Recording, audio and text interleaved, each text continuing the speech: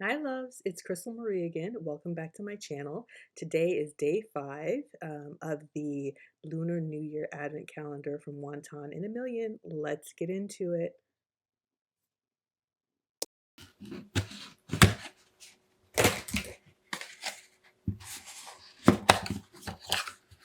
Looks like a little dim sum like box. Oh, it's candy. Nice. And this like looks like the traditional dim sum that you would like there would be dim sum inside. Let's see here what our box says. We've got our explanation card, and then I'll show you the stickers before I get into the explanation. Let's see. Stove God, day 5. Something is going to fall over there. A week before New Year's Day, the Stove God, also known as the Kitchen God, returns to heaven to report on the behavior of the entire family to the Jade Emperor. Based on the Kitchen God's report, the Emperor will then either reward or punish the family for the year. So to sweeten the Kitchen God's tongue, or as some would say, to keep his lips stuck together, families will make offerings of candy or honey to him. While we didn't include any honey in today's Advent, we hope you enjoy today's candies, some of the most popular treats eaten during Lunar New Year. I am a fan of different foods, so this is going to be fun. Let's see, what is this? Sugar, It says sugar something?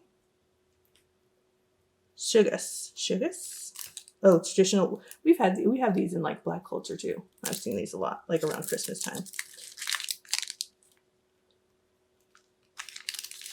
Oh, I love these white rabbits.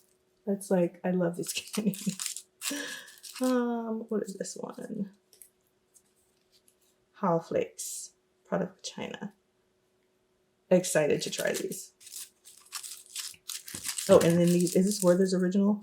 Oh yes, come on, we love good Werther's now.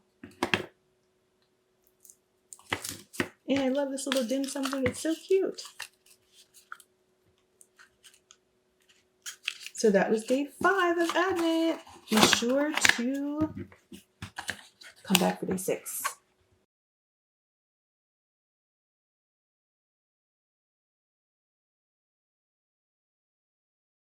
Welcome back to day 6, January 28th of the Lunar New Year Advent Calendar from Wonton in a Million. Let's get into opening up this package. I can't wait. If you're not a subscriber, be sure to subscribe. And if you are a returning subscriber, thank you for coming back. Looks like we've got some socks in here. Let's see what we're talking about. Wearing red. Okay, we've got the stickers. We've got our explanation card. And then it says, it's time to pick out your outfit for New Year's Day. To symbolize a fresh start, you must wear new clothing on the first day of the new year in a lucky color. Avoid black or white if you can, as they are only worn at funerals. Gold is a good option as it symbolizes wealth.